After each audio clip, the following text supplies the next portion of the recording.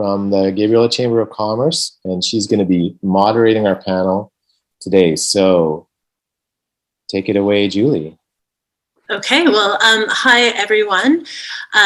Thank you very much for being here. I'm so excited to be moderating this session. It has been such a great energy and vibe, and it's so positive, and I really want to tell everybody how thankful I am for showing up and creating part of that positive energy that we had yesterday, and then moving forward through today, and then, of course, into the future with Rural Island Economic Partnership. So my name is Julie Sperber. I'm the ED at the Gabriola Chamber, and I am also a Rural Island Economic Partnership board member. I am zooming in from the traditional territory of the Snuneymuxw First Nation, and I am very grateful to live, work, and play on this beautiful island. So before we get really started, I just wanted to frame some context around the session. Business entrepreneurship has challenges no matter where you are located, but rural island business has different challenges and different successes and advantages as well. So those are the kinds of things I want to talk about today.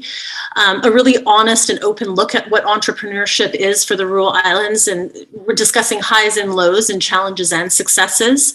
I arrived on Gabriola as a studio jeweler, so participated in craft fairs and markets and studio tours, and then I started a coffee roasting business, which I sold when my husband and I opened up a restaurant here. So I'm no stranger to the many hats and the innovation necessary to be an island entrepreneur. And the elusiveness of what year-round sustainability could be, because so many of us on the islands in some of the sectors really depend on tourism, which is a sort of feast and famine cycle for many. So that year-round sustainability and finding ways to create that within your business is one of the biggest challenges as a Gulf Island entrepreneur. So we'll be talking a little bit about that today. And it was a lesson I learned early on in my restaurant. The first year, we were paying payroll out the line of credit, like just really to be honest with all of you, in February and early March before the season started again and we could start generating income. So it really forced us to look at ways to have a good amount of savings in the account before November 1st hit to see us through repairs for refrigeration and whatnot in the winter. That's just part of my experience as an island entrepreneur. So you learn as you go, and that is partially what I'd like to do today, is to talk to today's panel, which is made up of a diverse group of entrepreneurs from different sectors and from 4 of the different islands. And they also have great varying experience levels just because of their longevity. Some of them are new, some of them have only opened in 2016, and some of the businesses on the panel have been around for decades. So they've seen a ton of different changes in the rural island business community and landscape. So without further ado, I will get each of our panel members to introduce themselves, and then we'll get right into the discussion points and the topics that we're hoping to cover today. So let's start with Carolyn from Salt Spring Sea Salt. Hi, Julie. Hi, everybody. Thanks so much for including me. And yeah, I'm Carolyn from Salt Spring Sea Salt, along with my husband, Philippe. We started the business in 2014 when we, probably about a year after we moved from France and we landed on the island. And we actually love good food. And my husband comes from the south of France, and part of our sort of culinary tradition is fleur de sel on every meal. And so we came with our little box of our fleur de sel from the Camargue, which is in the south of France. And then we landed on the island, and a year later, we kind of ran out of it. And then I looked around and the beautiful waters and the island and the inspiration, and we decided to try to make our own. So this was back in 2014, and we are here today with 10 different products and 11th on the way. We make fleur de sel by hand, so it's hand harvested, and all our salts are handcrafted on the island with local ingredients. Our fleur de sel is really unique in the world because we infuse our crystals with, for example, Pinot Noir from Salt Spring Vineyards, or the Porter Ale from Salt Spring Island Ale. So we really celebrate sort of the local and, you know, regional beauty of what the area has to present, as well as, you know, all the talented people around us. So we're really grateful to have this amazing, cool, small community. Yeah. That's great. Thank you very much for that intro and overview of your business, Carolyn. And next, Allison, Sean, do you guys want to go next with Gulf Island Seaplanes? Hi there, everybody. Sorry we took a little longer getting into the forum. Our apologies. This is Sean. I'm Allison. We own Gulf Island Seaplanes, and I guess a little history for us is that Sean was a pilot along the West Coast for quite a long time, 15 years or so, and we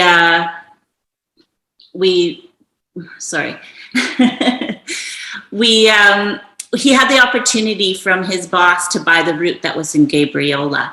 And, you know, after much discussion and excitement, we decided to do it. And I think that there wasn't a more perfect spot for us to start because Gabriola was such a welcoming community to us. And Sean had developed such a good relationship amongst the community there. And as far as starting an airline would go, it was a fairly nerve-wracking business to start in. And, you know, we definitely had a lot of support from our community, which we are very thankful for. That's great. Thank you very much for that intro. And then next, let's go over to Annette at Main Island. Hi, can you hear me? My sound wasn't working very well yesterday, but is it working all right now? You're quiet, but we can hear you. Great. So yeah, I'll speak up. So I am Annette Whitman. My husband and I own a small microbrewery on Main Island. We moved here about 16 years ago. The brewery opened December 2016. My husband has been many years in wine sales, going on and off the island. So for us, this was a way to semi-retire, but I think owning any small business does not ever actually allow you to retire. So it's been kind of a labor of love for him. He's been doing what he loves, which is brewing. He's been a home brewer for years, and so this was kind of always a dream. Of course, it means that all hands are on deck. We have 2 kids. Our son turned 19 today, and our daughter. First sip of beer. Yeah, first sip of beer. So he's got a little plan to hang out with a few buddies around our picnic table outdoors. We've got our outdoor table.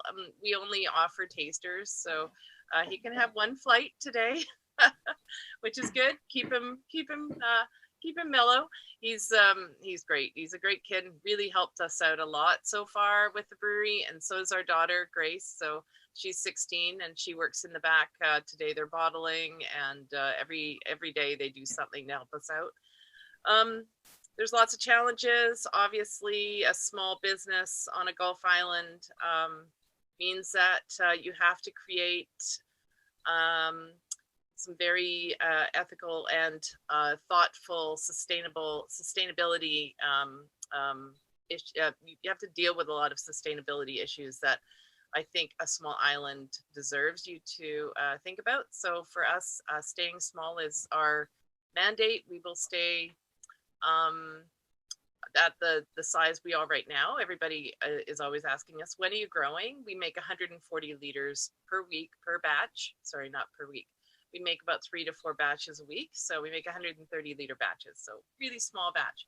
And we want to stay that small. We make our own, I hand print our own swag and our own packaging. So yeah, it's kind of a fun little business, and it's working well on Maine. We got a lot of local support. So that's great. And yeah, we'll definitely get into some of those sort of values aligning with business practices that I think most island entrepreneurs are feeling the need to do and align their business practices with that.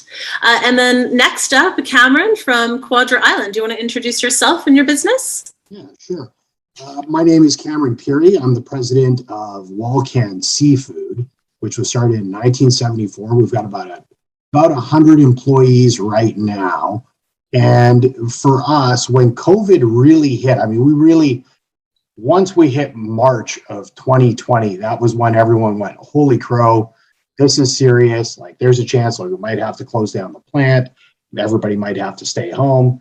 We had just finished investing about $1 million in quota licensing and getting boats ready for a spot prawn season. We had just finished putting up about $2 million worth of smoked salmon and sport bait herring. And all the smoked salmon was going to be sold through duty-free stores at the airport and along the border. All of the sport bait herring was for fishing lodges that were driven by tourism. And then spot prawns is traditionally something that is purchased by Japanese sushi chefs for sale in Japanese sushi restaurants. So it was like all these things that we've invested money in, and we're like, holy crow, there's going to be no tourism. There's going to be no one in airports. There's going to be nobody going through the border, and nobody's going to restaurants. And on top of restaurants going bankrupt, we're now watching distributors start to go bankrupt too. And so we're like, wow, what are we going to do? We've got all this inventory we've built. We've already got money invested in upcoming fisheries. What are we going to move to next? So we launched on May 8th the Tide to Table program that basically was, let's go through the freezer. If we've got leftover halibut, if we've got spot prawns or anything else, let's put it in the back of one of our sales managers' pickup trucks. We'll launch an online store with Shopify. If somebody on Quadra Island wants to buy something, even if it's only £1, you're dropping it off at their house in a box at the end of your workday. And then we saw that it was working well, so we expanded to Camel River, then we expanded to the Comox Valley, then we added in Nanaimo, Ladysmith, Victoria, Cowichan Bay, and in February of 2021, we launched into the Lower Mainland too. So, which has been really, really wonderful for us to see how much support there is from our fellow BC citizens, which has been great. So, I mean, we've had all the growth in that area of our business, and now trying to look towards some of the opportunities for value adding further. So it's been a very, very strange couple of years for us, and it looks like, the challenges maybe have changed from where they were a year ago, but I wouldn't say they're gone. So it's yeah. Thank you very much for having me. That's great. Well, we appreciate all 4 of the business owners or businesses being here with their owners.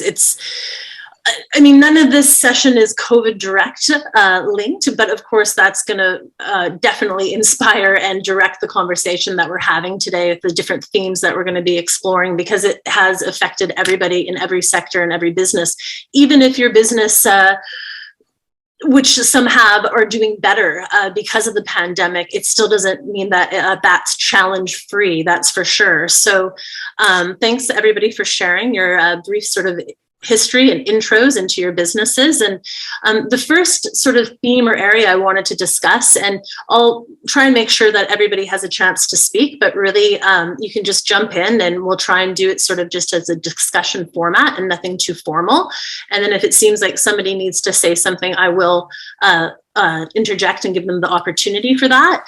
But the first area that I'd like to sort of look at is, so some of those, like, why did you pick the island? As an entrepreneur with a business mind, you must have seen forthcoming that there would be extra challenges or different sort of innovations that you'd have to develop in order to be a rural island entrepreneur. So first of all, why the islands? And then the second part of that question is, and what are some of those challenges that you found working as an entrepreneur on a rural island?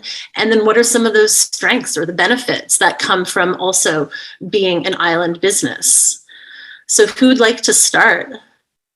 If not, I'll call on you. Okay, Annette, I saw your hand go up. You're first. Hi, my son just brought me a microphone, so I hope that's working.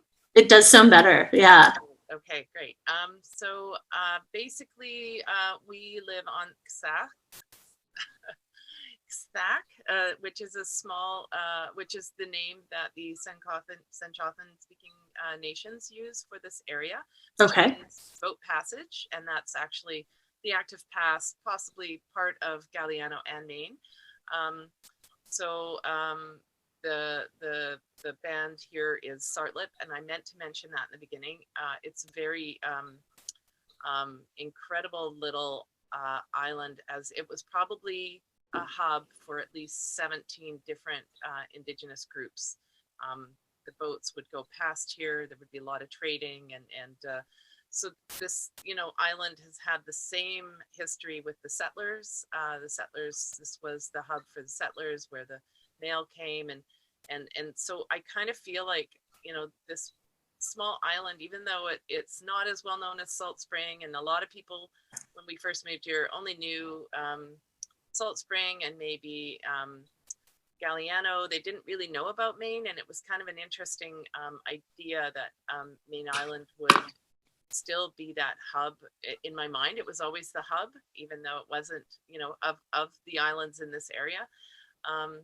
And this format I'm loving, because it's so nice to connect with all the other islands and see the things that are happening. Maine has always, 16 years. I've known Maine and been coming to Maine for probably 25 years. A friend had a cabin here. So it was always in our hearts.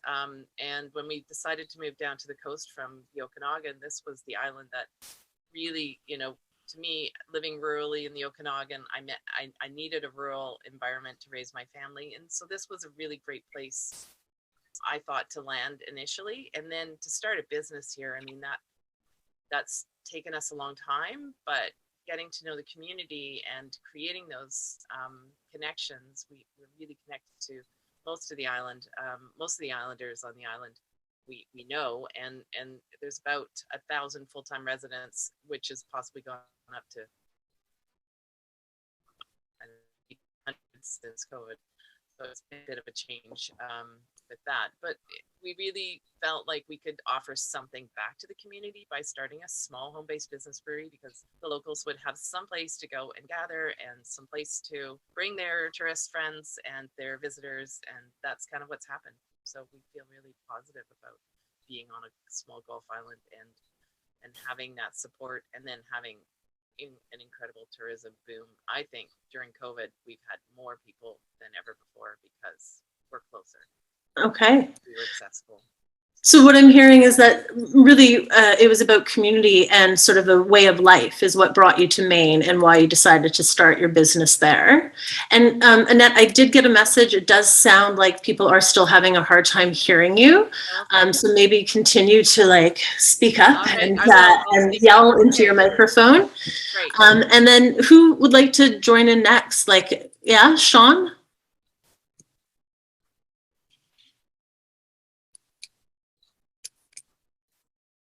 There we go. Can you hear me? Yep. Okay, perfect. I'll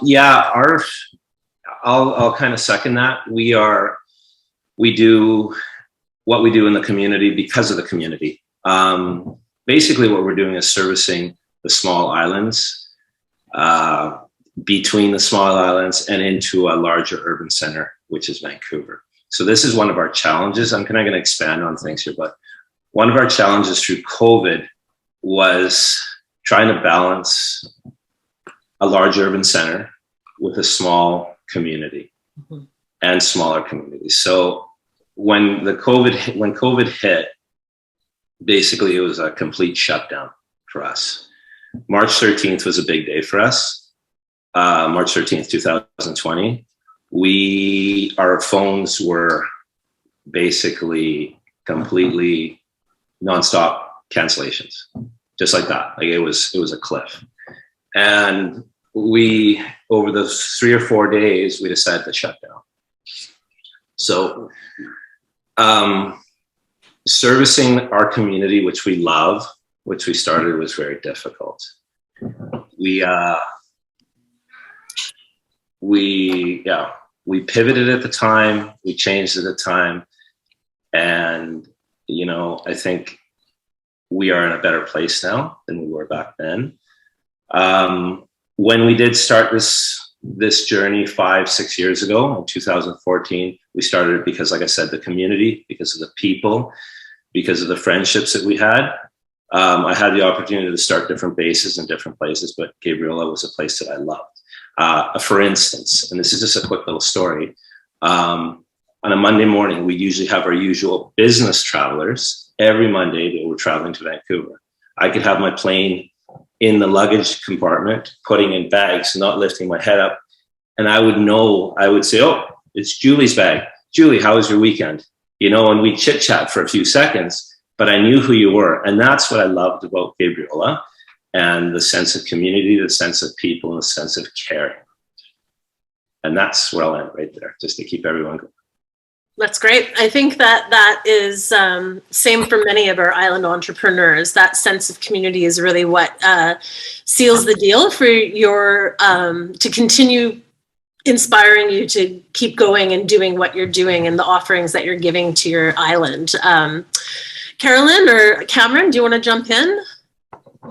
Cam, go ahead. I think it was definitely all the sense of community, and for raising kids, I think that was a big part of what drove my mom and dad to want to be on Quadra Island. They thought that would be a way better place to raise a family than doing something in the city. They wanted to have, and it was a pretty rural upbringing. I mean, the road that they ended up building the house at the end of was called Missing Link Road, which referred back to the turn of the century. And apparently there was a guy who lived in a cave and had a pet cougar who was close to our house. I never found the cave, although I spent a lot of time looking with my brothers. But that was kind of the allure of being on the island. And, you know, driving to your friend's house was, 30 to 40 minutes for your next closest friend. So, but that's the way they really wanted to do it. There were some biological reasons with the movement of fish and seasonality and timing that being on Quadra was also really important. When they would have a fishery in Johnson Straits for salmon, sockeye moving through Johnson Straits, that's kind of the peak of their health and their oil content. And if you were on the turn of the flood tide and people made it through the Narrows, you were the next logical spot to drop the fish off. Otherwise, you were running all the way to Vancouver. And so for a lot of boats, having us on Quadra meant that you could go in, drop off your fish, re-ice, grab groceries, and you were back ready for the next fishery, and you didn't have to run all the way back to somewhere else. So I think there was some of that, and same thing with herring. There were a couple of really good fishing areas around Quadra that were draws as well, that made sense to be centrally located there. But I think, for raising a family in the sense of community, that was the biggest part for my parents. Seems like that's a reoccurring theme with everybody. And then a segue into your business, Carolyn, I would imagine availability of product and that freshness that Cameron was just talking about with his product. I think that would probably be part of your beginnings on Salt Spring as well, but I'm assuming. So why don't you tell us? Well, we didn't move to the island to start a business. We moved to the island for the lifestyle and sort of the beauty of the area. And it was sort of our reintroduction back into North America because we were living in Europe. So, and wanting to be back on the West Coast because we got kids down in California. So, so we're more like accidental island entrepreneurs, like it was opportunity meets inspiration, passion, and you pull it all together. And all of a sudden you are creating something that initially we did not intend to do. Right. And then, and then it just kind of grew from there. But the question about local quality products, whether it's from the garlic or the rosemary from the farm up the road, or the wine from Salt Spring Island Vineyards, or from Salt Spring Island Ales, or whatever it is that we incorporate into our product line. The interesting thing is, especially now as we're having supply chain issues, so many companies are like, how are we going to source what we need to create what, because we're in basically the food and beverage industry, right? So everyone's being really challenged with the snafus that invariably are going to hit us if we're so dependent on things coming from far away, right? So for us, luckily enough, we're so local, we couldn't be more local, right? So our supply chain issues, for the most part, knock on wood, have not existed, right? And so we've been really fortunate that way. So that's another part of the island life, right? So the resources are there, and the relationships that you've built with, all the partners on island to bring your product to market are longstanding. and we're all interconnected, you know. So yeah. So that's the beauty of that. And then, you know, some of the other some of the cons you were talking about, maybe some of the challenges, you know, with island, running an island business. I think a workforce, you know, hires is always super challenging.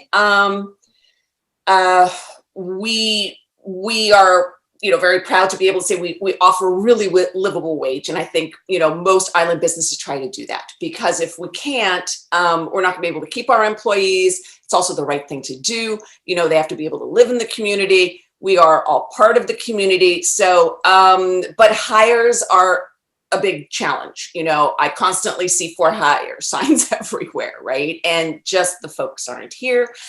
Yeah, so that's a big challenge. Another challenge is also sort of like the remote aspect of being on an island and getting your stuff off island. You know, the shipping costs are higher, and you know, transport, you're kind of reliant on a ferry, and weather factors, you know, like all of that comes into play. So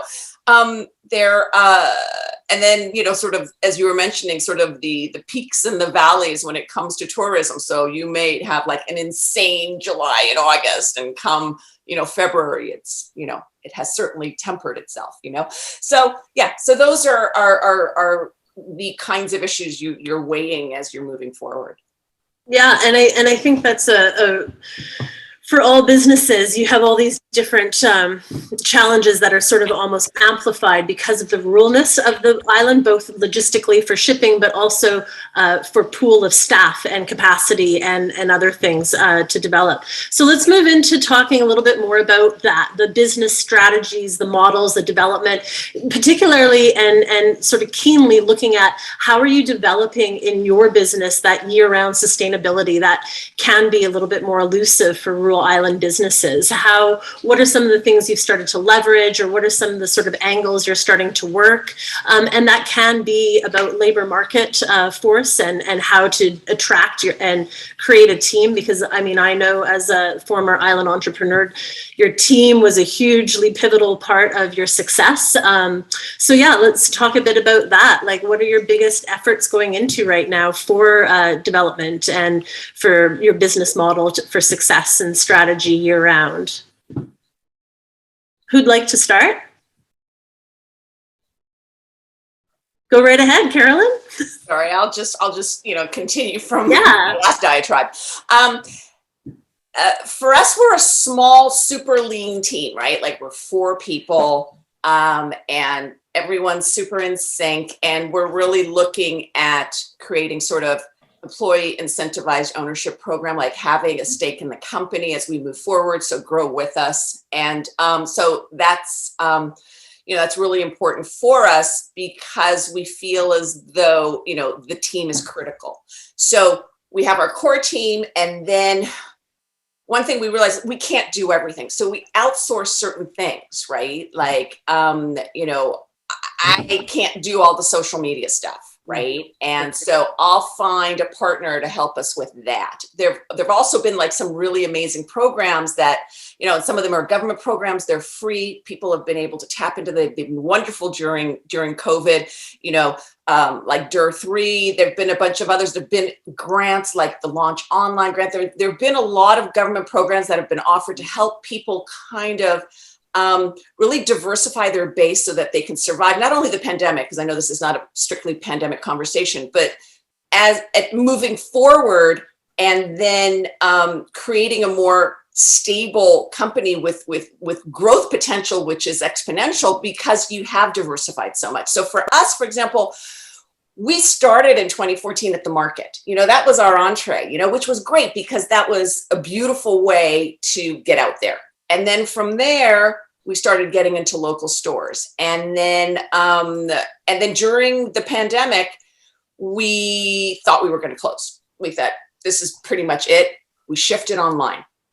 That was super responsive for us, probably saved the day.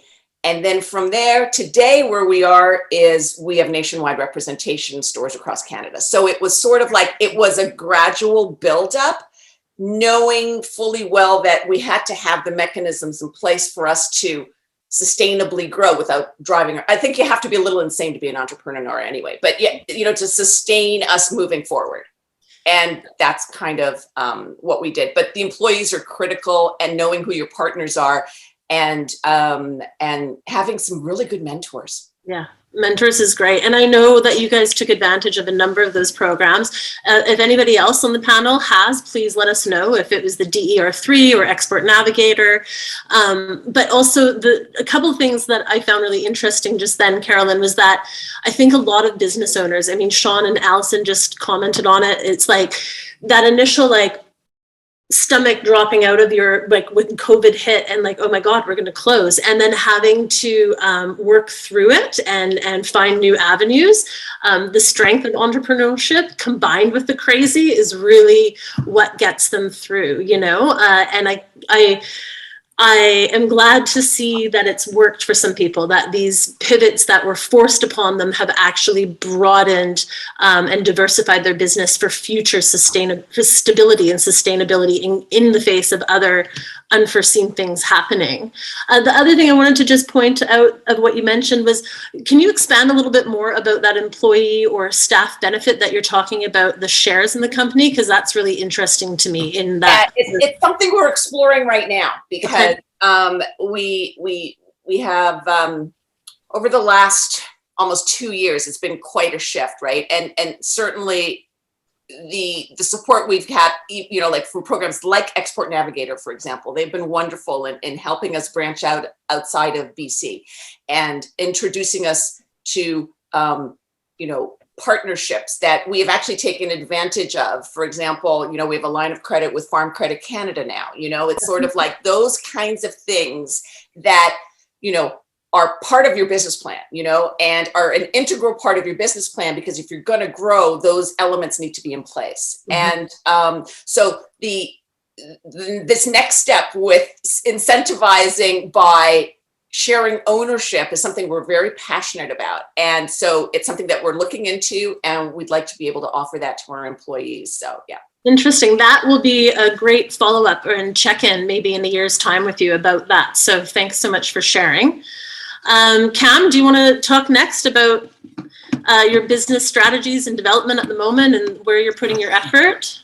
Yeah, so one of the things in the last 10 years, aside from COVID and everything else, we had expanded into several areas, looking at different species of seafood that we hadn't been dealing with before, or different ways of running our smokehouse, or new product lines that we wanted to add. And when we went through this over the last couple of months, let's look at all the things we've tried in the last 10 years. Let's look at all of the things that became successful, and let's look at the ones that weren't successful. And let's divide those into the two groups, and let's see if there is some commonality between those lists. And the thing that we found is the ones that were most successful always played off existing strengths that we had as a company. Either it meant that we were dealing with customers that we had a long-standing history with, that we really understood each other's requirements really well. It meant that we were working with products that might not have been the same, but were really similar to something else that we were doing, so we could leverage some of our expertise in that area. Or it meant that we were working with the same group of fishermen that we were working with already on other programs. And that was the big thing that made a difference for us, is we said, okay, it's okay if there's one or two new variables, but don't do something where everything's a new variable. Don't work with new fishermen in a new market on a species that you have zero experience with dealing with, and you don't understand the seasonality or the success of it. When we narrowed that down and we looked at only making strategic small expansions that built off our existing strengths, it turned into, from a coin toss to, okay, we were going to be 99% successful with any of these new things that we added in, just by changing our thinking that little bit on it. And so that was a conscious sort of business strategy that you put resources and time into. And it was. To evaluate that from a business of like Walcan, which is decades history, how long did that evaluation process take you? Like what did that look like? So for us, for the evaluation process, a lot of our evaluation process is me on the phone with my dad arguing about is something a good idea or not a good idea. So that's like the first step of evaluation. And once we get to the point where we're like, okay, let's open this up, let's get the rest of the senior management in on this. Let's go through and let's evaluate financially and for cash flow and for risk and for sustainability of access and for sustainability of market. Let's go through all of this from the top to the bottom, and let's look at how much of a gamble we're taking with something new.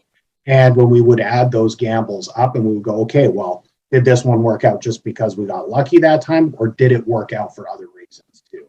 So, and that was really, so it was over a couple months of focused meetings with our senior management team and going through and saying, okay, here's one that this is why this is working. That's why we were able to adapt into that.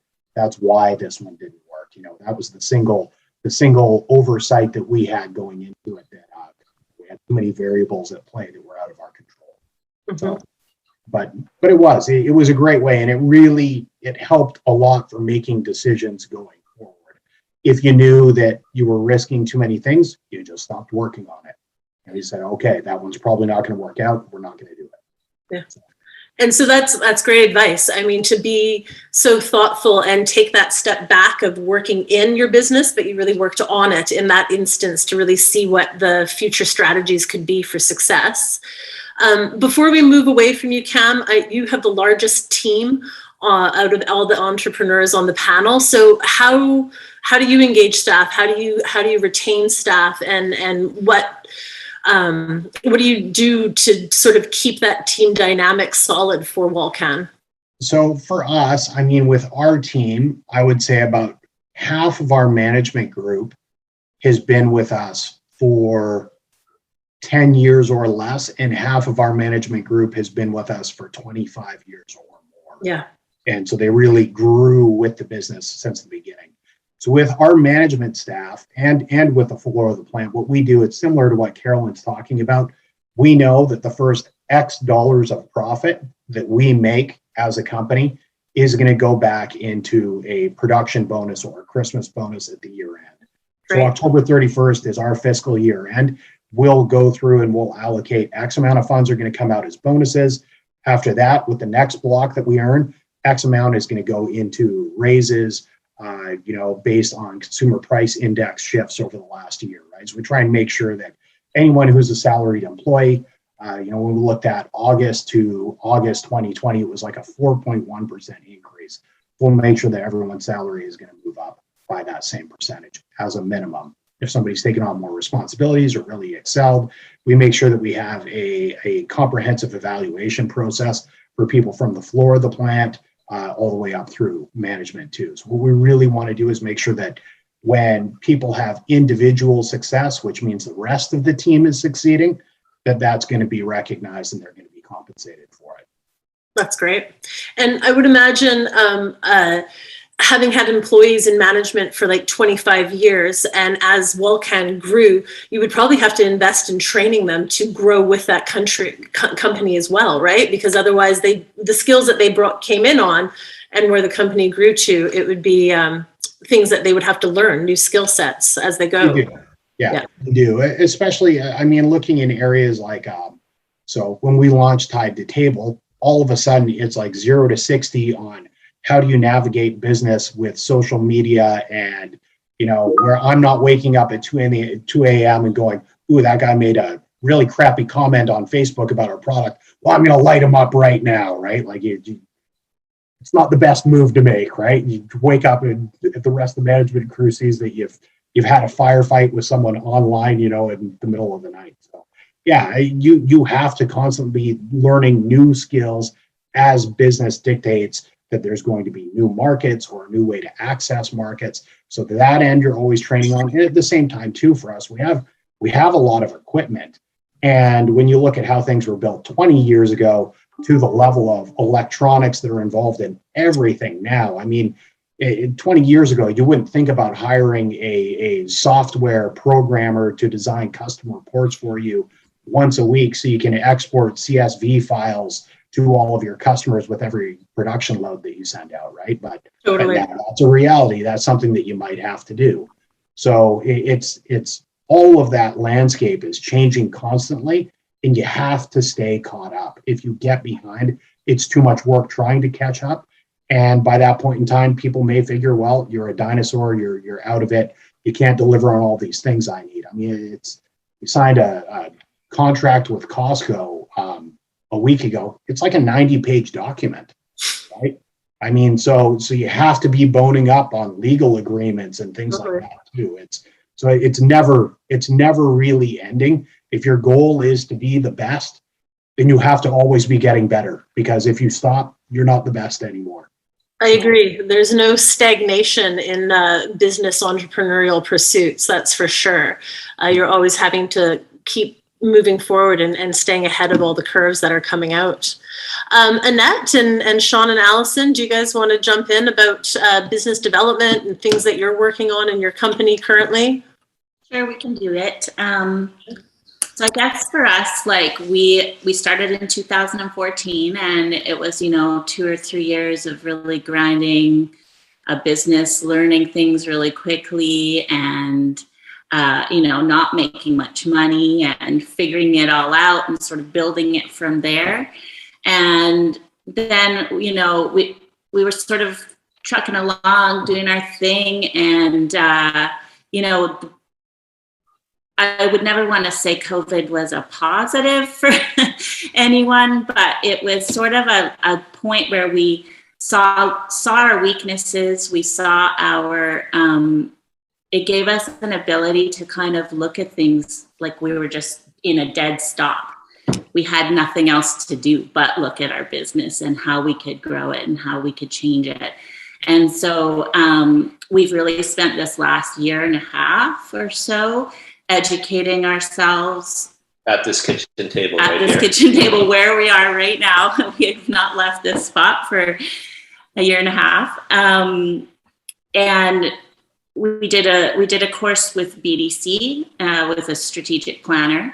That was really helpful. I think we've really dragged in our employees and their opinions and their sort of knowledge, and I think we're really lucky. You were speaking about employees and growing your team. And, we've been really lucky, sort of hard work and good selection skills, I guess, but we've grown a really great team behind us that has, made all the difference for us. We're currently doing a program with the World Trade Center for exporting.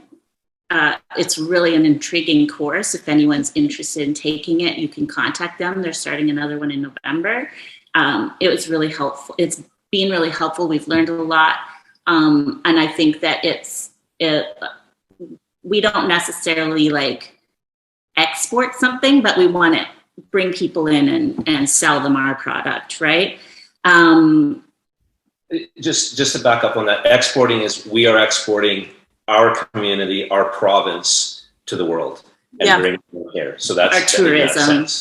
Because one of our developments that we're working on is with our Indigenous link to our business is cultural tourism, and we're developing our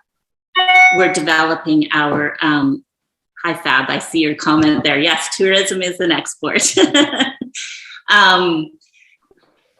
Developing our cultural experiences that we're hoping to export to the world, and that's something that I don't think we would have. We always talked about doing it, but having this last year to sit at the kitchen table and just hang out with each other all the time, we were able to, as you say, Cam, with your dad, we argued, we talked, we have different opinions.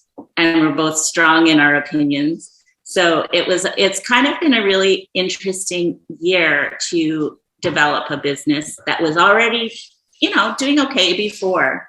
But now I see this growth potential for the future that is big, huge. And so that, like, both the embracing your Indigenous heritage as part of your business, as well as looking at different ways to export your services for tourism were kind of on the back burner before, but not the forefront until COVID forced it. Is that fair to say? Totally fair to say. It's something that we talked about, I don't even know how many times, right? But when you're working in a business and it's working the way it is, you know, and you do want to grow it, but there's not a lot of time. And we have 4 kids as well. So, you know, we're busy people. And so it was like this dream that we had of doing. But now it's just like exploding to us, like, do it now. It's like the universe just fell in place for it. So that's great. And so I see a message from Mitch. It looks like I talk a lot and I'm not paying attention to the time. So Annette, I want to give you some space to talk about the same things, what you're working on for business developments and strategy and where you're putting your efforts currently in your business. And then I just want to prompt everybody else. I would like to close very quickly with the 4th theme, which would be your biggest tip, tool, trick, advice to entrepreneurs that are out there on the rural islands. So I'll let you, the 3 of you, sit and think about that while I talk with Annette about her current business development. So, can you hear me better now?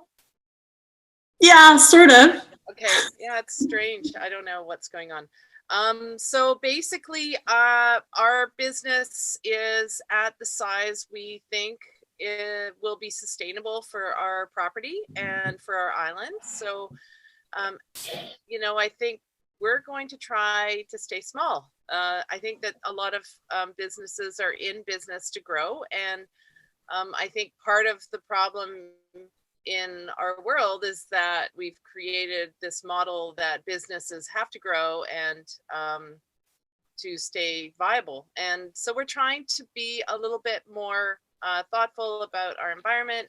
We have a set water table, so we use very low water volume for our brewery. We don't have huge tanks out back filled with beer. We don't export. Most of our beer is sold right here to people on Main Island. So hopefully that liquid stays in the circle right here on Main.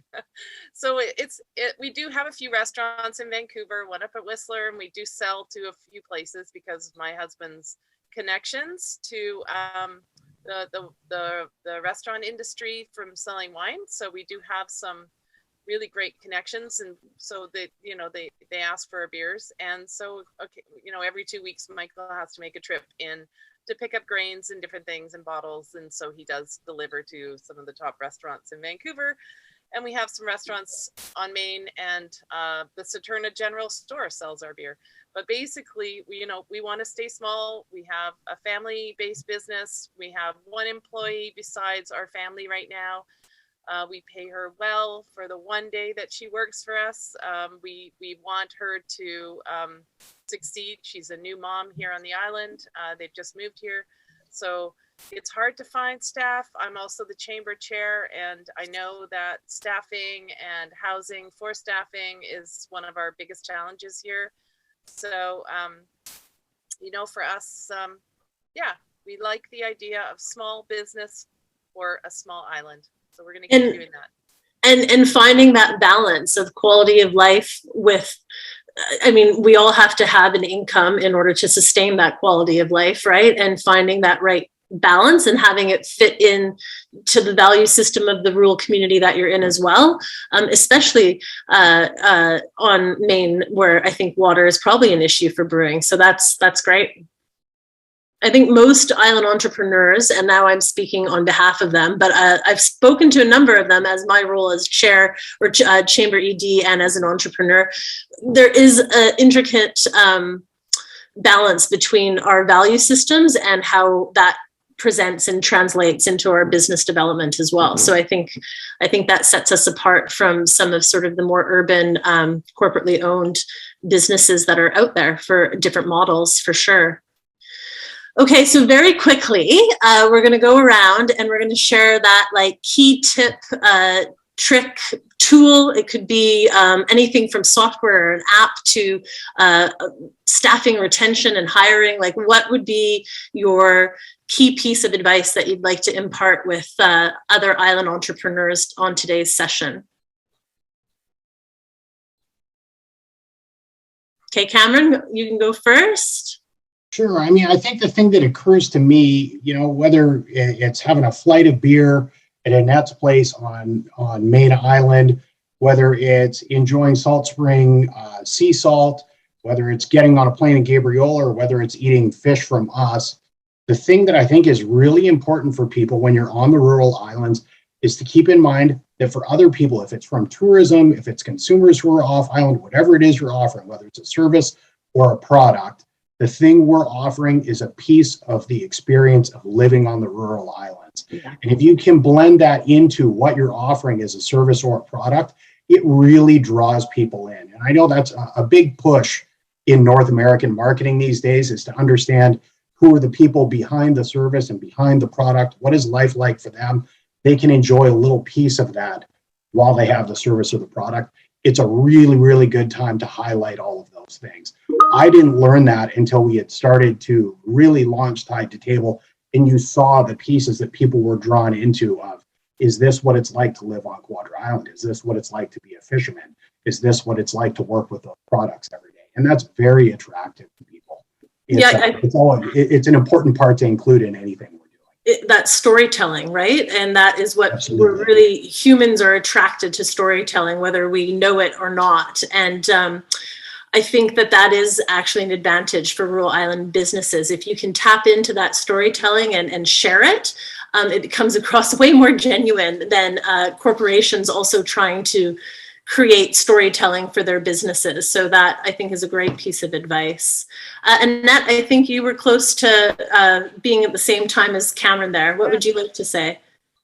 Yeah, I think I was just going to say how important it is to continually treat every individual you come across in your business as an important person who is going to sell your product, and not just your product, but give your island that recognition that it deserves.